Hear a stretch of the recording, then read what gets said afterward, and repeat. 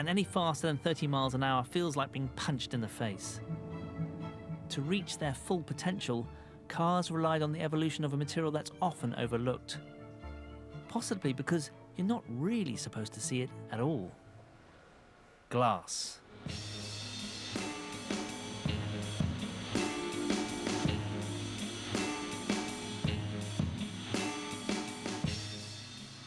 Because of glass's transparency and its hardness and strength, it's the perfect material for a windscreen.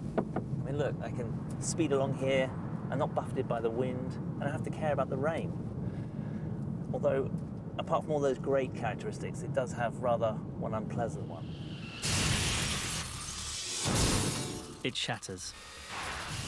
So, although the first glass windscreens did keep out the wind, in an accident they also produced flying shards of glass that sliced through motorists like daggers.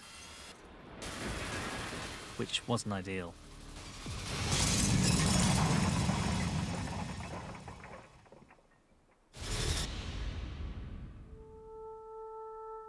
To make viable windscreens, we needed a way to transform glass, to keep all its benefits, but ditch the lethal hazard. There are a couple of ways of making glass safer. One is to toughen the outside by rapidly cooling it. That's how these were made. They're called Prince Rupert's drops. Named after the Bavarian prince who first brought them to Britain in the 17th century. They're made by dropping molten glass into water.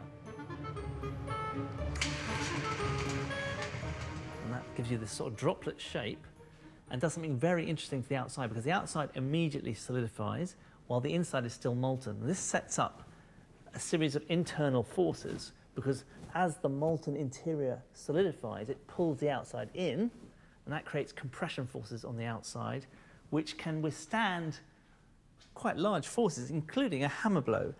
And if you don't believe me, and in some senses I don't believe it either, because it seems so ridiculous that you should hit a piece of glass with a hammer and it would survive, but let's give it a go anyway. Glass drop, meet hammer.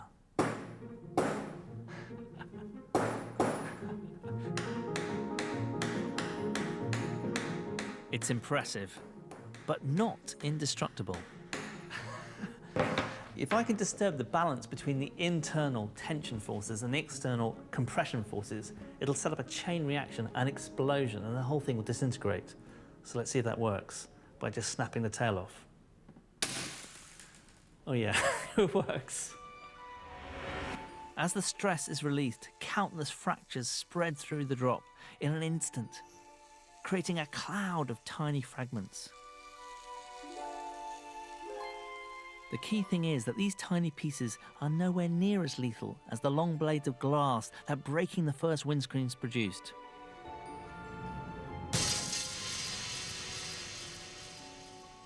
There you have it, safety glass.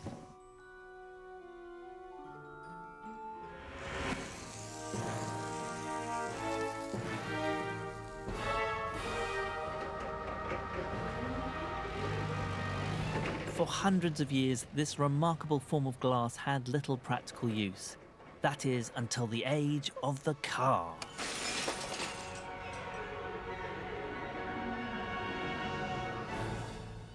This glass is toughened, much the same way as the Prince Rupert's drop.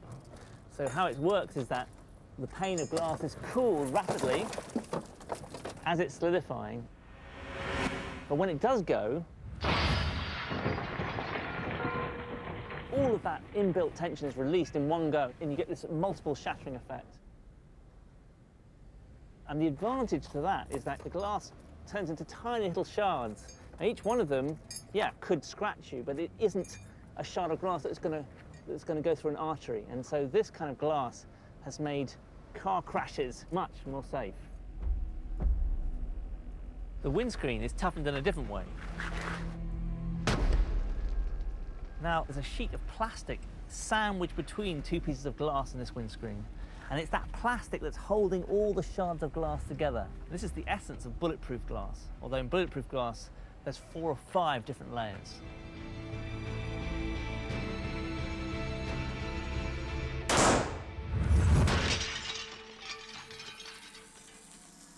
glass windscreens are an everyday miracle that's revolutionized travel around the planet for all of us. But that's not the only way glass has helped us explore further from home.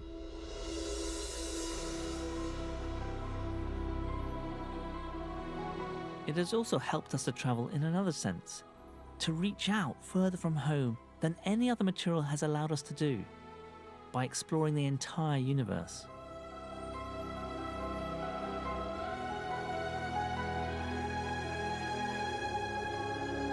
But once again, these great leaps were only made possible by manipulating glass, by exploiting its properties in numerous ways to drive the evolution of the telescope. The power of simple glass lenses was realized 500 years ago.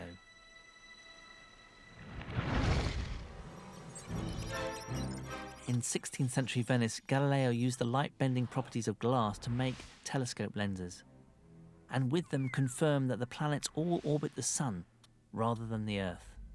He'd revealed our planet was not the centre of all things, which made the Catholic Church pretty cross. In Holland, shortly after, Antony van Leeuwenhoek made glass microscope lenses, and by examining pond water, pepper and even his own sperm discovered an unknown miniature world. These remarkable properties of glass launched us on a new journey of exploration that would eventually overturn our sense of scale and give us a totally new perspective on our place in the universe.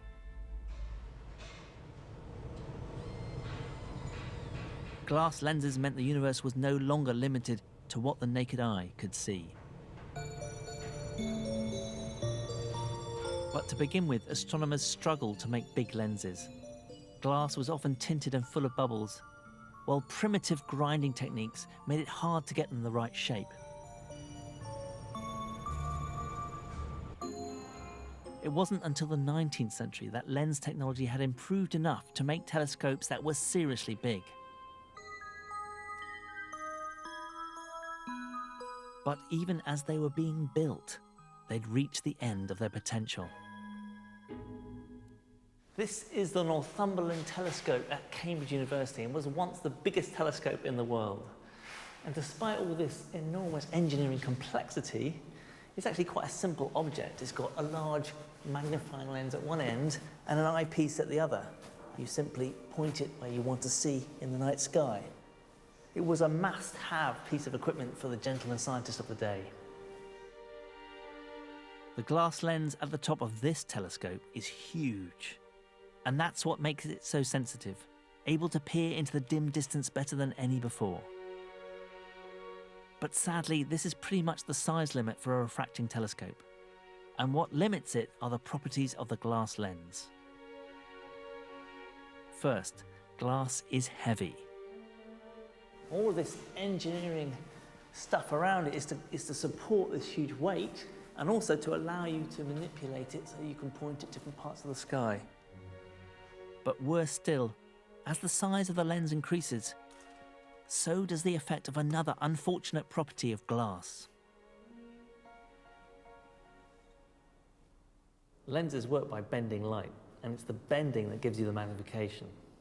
But when you bend white light, it splits it up into its many colours, as Newton showed with his famous prism experiments. Look, you can create all the colours of the rainbow, and Newton explained why. It's because different colours of light travel at different speeds through the glass. In a lens, this blurring and distorting of colour is called chromatic aberration. The bigger the lens, the bigger the problem, and the worse the telescope. It became clear that although glass had given astronomers so much in the form of this telescope, to go any further, they would have to get rid of glass lenses altogether.